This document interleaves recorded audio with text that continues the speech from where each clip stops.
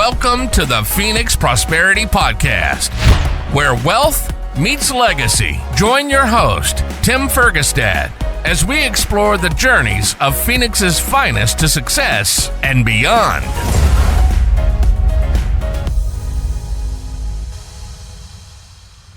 Hello, this is Tim Fergestad. Thank you for joining us. I'm very pleased to have Nicole Zeno with me here today. Nicole is the founder and CEO of Clever Cow Media and the co-host of What the Frac podcast, helping people grow businesses. Welcome to the show, Nicole. Thank you for having me. All right. So this is, you do a lot of great stuff. Why don't you give us a quick snapshot of your podcast and how it connects with Clever Cow, and then we can dive into the educational aspects of it. Yeah, absolutely. So Tim, I am a serial entrepreneur. I have built, grown, sold, exited multiple businesses. And one of the things that I started to learn was that the strategic vision when it comes to small businesses and startups, a lot of times gets lost in the day-to-day where everyone is stuck in the weeds of things. I'm sure a lot of people listening understand that and feel it really, deep in their soul right now. And they get into what's called like entrepreneurial poverty, where you got into business to maybe have freedom, to maybe provide for your family, all these things. And you're stuck in this cycle of like never bringing in enough to hire someone, maybe not being able to walk away from it at the end of the day, all of these pieces. And my parents were entrepreneurs. They started their business in the basement of our childhood home. So I watched and knew how important small businesses were to and how demanding they can be. And how demanding they could be. And so when I exited my last company, I started Clever Cow because I realized people were asking me like marketing and how can we build our business? How can we grow it? And what I found was a lot of them really gravitated towards the idea that I was not just a marketer, I was a founder. And so I thought about things from a different perspective. Right. I bootstrapped my company. So I thought of it creatively on a smaller budget so that we weren't just spending on ads. Right. We weren't just throwing money at a wall and hoping that it stuck, right? And so as I started to move into that executive space where I was literally coming in as a C-suite on these startups companies and these small businesses companies, we started to transition into like fractional executive, which is something that a lot of people may not have heard, but we'll start hearing a lot more of in the next few years. And it's something that the business world is moving towards. And when we did that, I realized there's so much education. We could help so many more businesses. So we started What the Frac, which is a podcast that really helps educate business owners, executives, people who are trying to grow a business on how to think through that strategic, that future vision, how to bring it to the next level and step out of that day-to-day hustle that we are so used to as business owners. Sure. You get caught in that trap of working in the business and not on the business. Absolutely. All right. So what would you say being a founder adds to your insights, and how does that sort of grow Clever Cow's services, I guess? Yeah, I think it's huge, right? Nothing against people. We all need those workers who are in the day-to-day, who are actually executing on the dream of the founder, right? No founder can do it without their team. But we've all worked in companies where there's an employee who's constantly like thinks they can do better than the executive team or doesn't understand why decisions are being made. And then once you step into that position, into the day-to-day of making those decisions for the company, making decisions that may not seem on paper right, but when you look at all the information together, when you're looking at the data, when you're looking at budget and whether or not we can actually afford to do the things that we can do, right? There's a different lens that has to be put on it. And I think anyone who's stepped into a founder or an executive role has had that moment where they've been taken back by like, oh, shoot. Okay, yes, this isn't what I thought it was going to be, right? Once you have that information. So I think that when you start talking about marketing and growing a business, there is the foundational pieces that all marketers talk about, which is like buyer personas, right? Channels, which channels are you going to use, budget, all of those pieces. But when you think about that how that fits holistically in the growth plan of a business, Mhm. Most marketers don't have the experience to say, okay, I understand that we can't give more budget to this, or yes, we're going after this demographic first because here are the features that this business can actually deliver on right away, right? They don't see a lot of times that holistic piece. And coming from a founder position or an executive position, someone with that experience can see how that holistically fits in. And Okay. that's why startups really like working with us. Okay. Right. So you can break it down into phases and right. What's gonna probably, I imagine for startups, they need sales or income, and they need to justify, expanding their marketing efforts and so forth.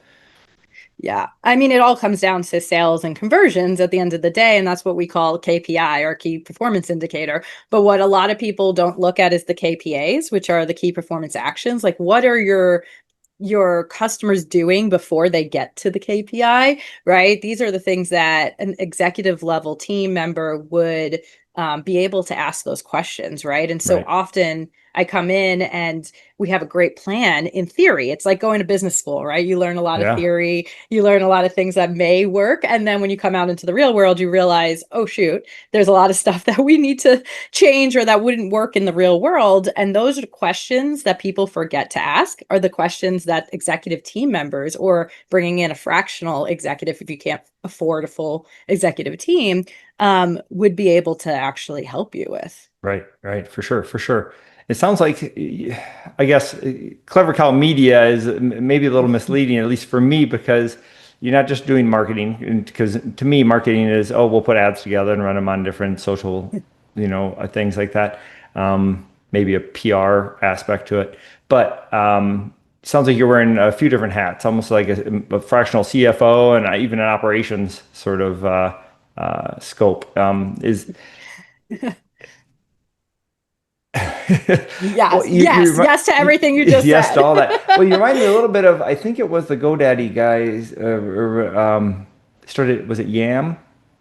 Uh-huh. Yep. You know Yeah. what I'm talking about? That Yeah. was like a Productions. fractional Yep. Mhm. marketing thing. And so a lot of startups don't have the budget for that, right? And so I think the idea Mhm. of that was an equity-based play. Can you speak a little bit about services and how you grow with Yeah. people and options available? Absolutely. So marketing is probably the most expensive thing and the most like mysterious thing for business owners. And this is something I learned really quickly, going from founder to owning. And yes, Clever Cow Media was started as an agency, a marketing agency. There's a few different ways that business owners can essentially pay for marketing. There's the traditional agency route, which is generally really expensive. It's like a lawyer, you put them on retainer or you do a project base, and then you're paying for time, right? Right. You're paying for a team to come in and do it. And what I found is not only is it expensive, but you need someone to guide the ship, because not all marketers are strategic. Not all Hmm. marketers can be a CMO. A lot of them are executional. Maybe they do Right. video, they do social media, they do web. And so they're going to push you in the direction that makes sense for what their services are. Right. Then you have the people who come in who are more like historically consultants, where they come in, look at your business and say, here's the things you need, but we don't do the execution. Here, bring it to your agency, right? And Right. then you have the space we're kind of moving into, which is this fractional executive space, which is, we are coming in, we're acting as a part of your team, we're on your executive team, we're looking at the big picture, building the plan, being strategic, and then we are handing it off to the executional workers. Whether that is, we have clients that we build internal teams for, and Hmm. we have clients who rely on our agency to do that, right? Or other Right. agencies, we work with other agencies as well. And so when you're talking about that fractional space or that executive space or that strategic space, then you have places like Yam that come in and say, we'll take a certain amount of equity and we give you a certain amount of services. There's good and bad to that. Obviously, you're giving away equity to your company. You're kind of locked in with them no matter what happens, Right. whether you're That's happy true. or not. But you don't have to pay anything up front, right? So Right. there's kind of skin in the game. Then you have, kind of fractionals where you can work like build, you know, buckets of time that you can grow as you need more, right? So our lowest, for instance, when I work with a company, the lowest amount of fractional that I'll do is come in, work with them, build the plan out for the next year, and then check in with their team, do a little training, check in with their team quarterly, make sure they're on plan. So it's a lot of time up front, weeks or months, and then it's quarterly sort of meetings maybe. Okay. Well, think about all the businesses that you've talked to, which I'm sure has been a ton, right? How many of them could just benefit by someone just saying like, stop doing what you're doing over here because it's a waste of time and do this. Right. Yeah. So just being able to tell them, here's the plan. And then anything that comes up that doesn't fit into the plan, being like, hey, has priorities changed? Has goals changed? Because this doesn't fit that goal. Allowing them to think that way will instantly make them more efficient and instantly push them towards the goal. And then we can like add as we grow. Okay, now we need ad spend. Here's how much it's going to cost for ad spend. Proper strategies for each phase. Right. Yep, exactly. Okay, excellent. And and now this is educational stuff, which is kind of transitions well into the podcast, right? Can you speak a little bit to how that started and the types of content you provide over there? Yeah, absolutely. So it kind of started a little bit selfishly. I kind of started going into the world of fractional executives and realizing that it wasn't a real thing yet. It was a real thing in the sense that people were doing it, but no one knew what it was. And really only the big corporations were really doing it at this point. And I saw it and I said, okay, small businesses, startups, they can use this. And in the next 5 years, it's going to be big. Like this is going to be where business is going. And I was getting a lot of startups and small businesses who were coming to Clever Cow, who had great potential and wanted to grow. But what I realized was they weren't there yet. They weren't able to get the full benefit of what we were doing because we had to build the foundation.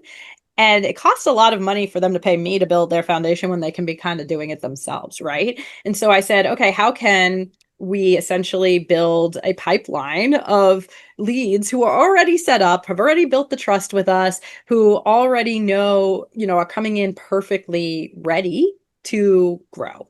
And so I had met through my PR agents, I had met another woman. He said, she's doing the same thing as you. You guys need to meet. You're awesome. Do awesome things together. And we met over Zoom and immediately I was like, I have this idea.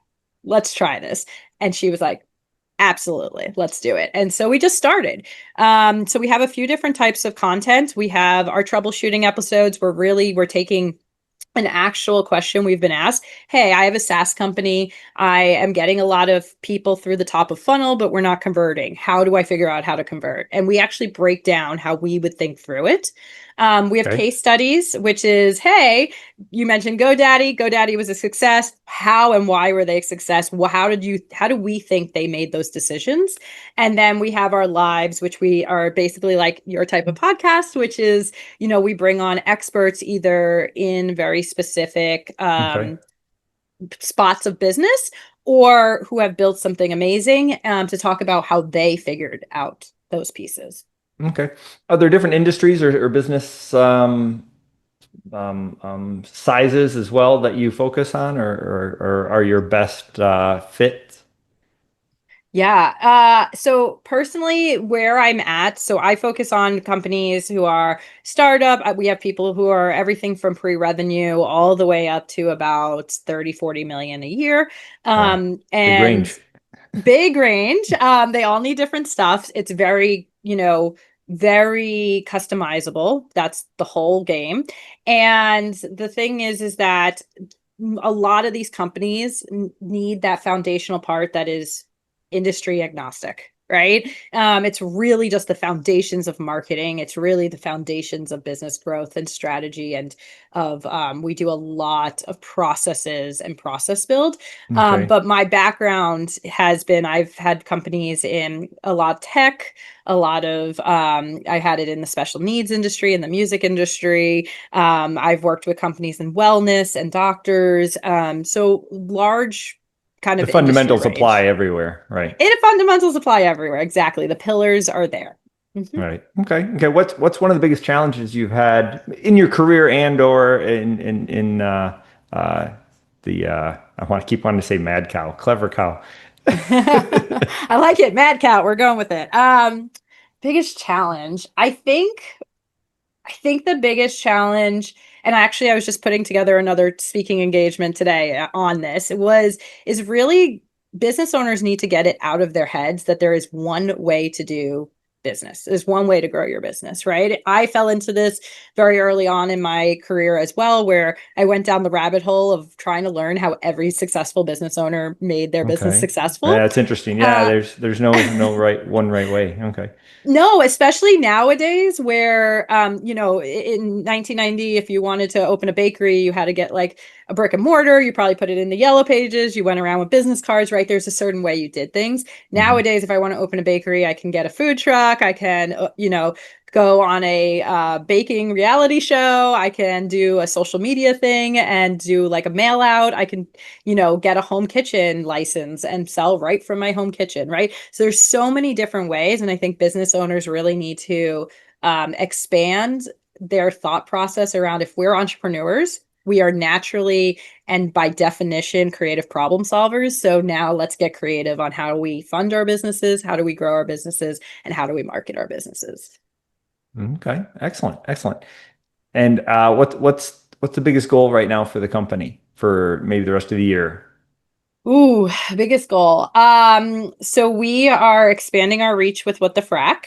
The major goal there is to expand it to not just our podcasts, but really building out a full fractional network for business owners that they can take full advantage of vetted experts who've done exactly what they're teaching and telling and consulting on. I think that the business world right now is wonderfully saturated, right? The internet Sure. has made it very easy for anyone to be an entrepreneur, which is amazing. Part We've of gotten part some, Yeah, and part of the problem. well, yeah, we've gotten some great inventions from it. We've gotten some great stuff, but also it's really hard to figure out who actually has done the things that you're trying to pay them to tell you how to do and all of that. Right. And so we're really vetting out a full fractional C-suite that businesses can come in and essentially rent from us. So, yeah. Okay. That's a great resource. Yeah. And is all that going to be through What the Frac?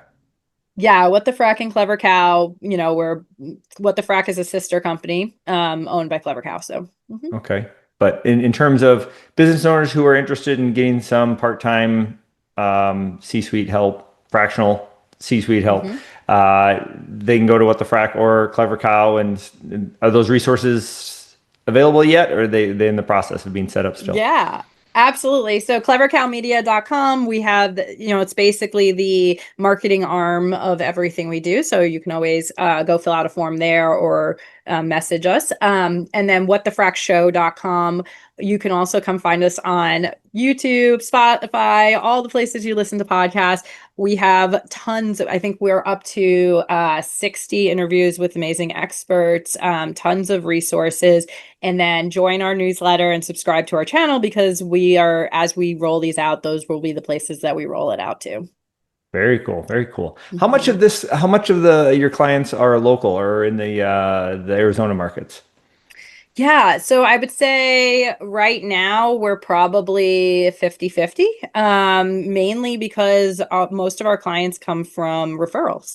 Mhm. And so a lot of those pieces, I'm from New York, so I still have clients back in New York. A lot of those pieces come from other business owners who are part of masterminds or Right. conferences and things like that. So they have Yep. been from around the world. Yeah, Yeah. that's how my investor base for my private real estate investments has worked the same way, right? I think I have different networks and different people I knew, but then the referrals just start bringing them from everywhere, and now I don't have Yeah. a, a solid And base in everyone any wants one to come. location. Yeah, everyone wants to come visit Scottsdale at the end of the day or Phoenix, right? So I do all get of a lot them of want to come meetings when they're here. in town. Yes, not Yeah. now. We're recording this in August, but we're in the thick of it right now. But the rest of the year. Yeah, absolutely. For sure. So Nicole, do you have any 2025 plans? Any like events or initiatives you're launching right now? Uh, whew. I would say I'm always doing speaking events with different organizations around the valley. So Okay. very much involved in the Arizona Commerce Authority and the Phoenix Freeway, which is a great resource for startups. There's events like the Arizona Innovation or Entrepreneur Innovation Nights over at the BBB Ignite. So lots of resources and groups around the valley. If you are a business owner in the valley, which I assume a lot of your listeners are, definitely look out for those resources. And if you want any of them, please contact me. I can make introductions. Awesome. Awesome. How about the EO? Do you work with them ever? The I entrepreneur have organization here in Phoenix? not Okay. worked with them here, Okay. but I have been a part of EOs in other places, and Okay. all of those organizations, anything that you can be around other people who are doing what you're doing, can provide, recommendations. I think are great organizations. Right. Yes. I had the head of that on last year. So I uh anyway, Mhm. Scott was great. Yeah, Anyway, they're a great group. I know some other people there who anyway, so there's a whole bunch of Phoenix is really business friendly and has a lot of great networks. So as I yeah, it's definitely something that I noticed when I moved here. It felt very progressive in the sense that it was really pushing Phoenix businesses first. It right. was really, the ACA has done an amazing job of trying to bring money and venture and all of the tech to the valley. I know we have a lot of new semiconductor plants being brought in. We have a lot of new job Yep. opportunities, working and being trained to work in those plants. So there's a lot of amazing groups that are trying to do those. There's Journey Venture Studio that's trying to bring more medical, Hmm. inclusive medical startups to the valley. I mean, there's just so many great organizations. Right, right. Okay, excellent. So as we wrap things up here, Nicole, I have a reflection question for you. Ooh, okay. What do you wish you knew sooner about building wealth and success in your career? Ooh, what do I wish I knew sooner? Um, I think, what do I wish I knew sooner about building wealth? I think that we had already gone over the fact that there is not one way to do it, but I think that there was a quote that I heard recently about the naive, like being a naive first time founder and Hmm. making decisions that you wouldn't make now, but that have contributed to your success, but then knowing the things you know now, right? I Right, think that right, there is a little bit of advantage in both places, and I wish that I at the time when I started, there was more resources out there for me to go and find these mentors, these executives, these people who can actually bring or ask the questions I didn't know to ask to okay. the table. And at the time when I started, there wasn't a lot of that. I see. Now there's Yes. so much that Right, I hope that everyone knows that you do not have to kind of ball up in your office, do it all yourself. Even if you can't afford it, there's plenty of resources and mentors right, and things out there that can help you. Just hear the point of view, and it doesn't mean you have to take the answer and just right. change things, but like Sure. make sure you're hearing all points of view because it'll open your mind to all sorts of things that you are open that can change your product, and then hone your intuition. As an entrepreneur, the one thing I tell my mentees is like the biggest skill you're going to learn is not leadership. It's not, how to find, read a spreadsheet or your finances. It's going to be how to listen to your intuition because you're going to hear a million no's on Right, something that you know is right. And not knowing how to listen to your intuition will make you go in a million different ways and change too many times. So really hone in on that, listen to the world around you, find those mentors, and ask for help. oh, a lot of great stuff there, Nicole. Thank A you. lot of Thank great. you. Yeah. Yes, yes. Well, yeah, clarity, right? Get clear on what you want so you can make better decisions as things Hmm. progress, but also mentors, right? Get early on, and it is easier than ever now, right? To get all sorts of Hmm. great insights from people. So great points. Great points. Thank you very much.